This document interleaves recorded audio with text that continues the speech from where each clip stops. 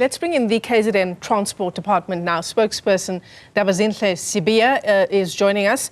Ndabezinhle, thanks very much indeed for your time. What do you make of what the Durban Taxi Association has told our reporters about the impact of Operation Shanela and this ongoing permit dispute with the Transport Department? Well, thank you very much, Michelle, for the opportunity.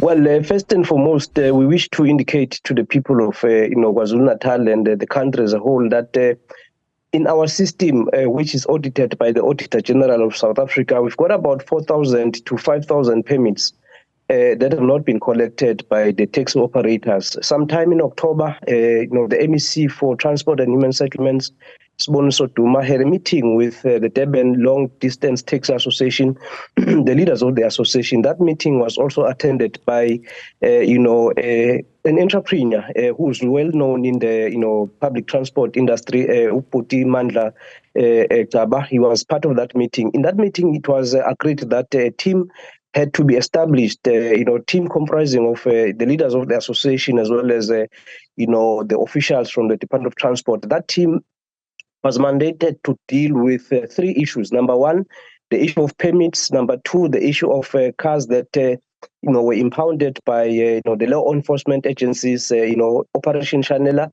the cars that were found to be operating illegally. Okay, Michelle, let's just make this one point very clear. When you are involved in a car accident that, is operating without a permit, the Road Accident Fund won't pay any compensation to you or to your family. So that's the issue. Now, that team which, met and looked into all these issues, number one, it was then agreed that the operators had to fetch the permits because the permits are available in our system, which is audited by the Auditor General. What is required from the taxi operators? Number one, they must produce the PRDP. They must produce a certificate of roadworthiness of a vehicle. Number three, they must also, indicate whether there is a rank stand from a municipality where the taxi is going to be operating from. Those are the documents that we are actually requesting from the operators. The issue of, the permits, the issue of the cars that were impounded, when we interacted with the magistrates, it became very clear that the MEC as an executive cannot interfere, with the work of, another sphere of government, which is the judiciary. As you know, we've got the parliament, we've got the judiciary and the executive. It was very clear, what was actually, presented to us by the judiciary that, those tax operators who had their cars impounded, they need to go to the magistrates and pay the fine, and then the cars will be released. We just need to reiterate that in our system, we've got more than 4,000 to 5,000, permits that have not been collected. Sometimes in October, we placed adverts in the newspapers requesting, the tax operators to come and fetch those permits. Yeah, Ndabezinhle, it I suppose leads one to make the assumption that if what I need to collect my permit is a PRP, a roadworthy certificate, and a rank stand, that I perhaps don't have that documentation, and that's why I have not collected the permit? Well, one is a bit taken aback by the posture that is displayed publicly. The MEC Siboniso Duma has decided to exercise maximum restraint because he believed that these issues ought to have been resolved a long time ago. That meeting, which was attended by Uputi Mandla Gaba, was characterized by mutual respect. We were all pulling together in the same direction. And again, we need to indicate that the MEC cannot really, stop law enforcement agencies from, doing their work.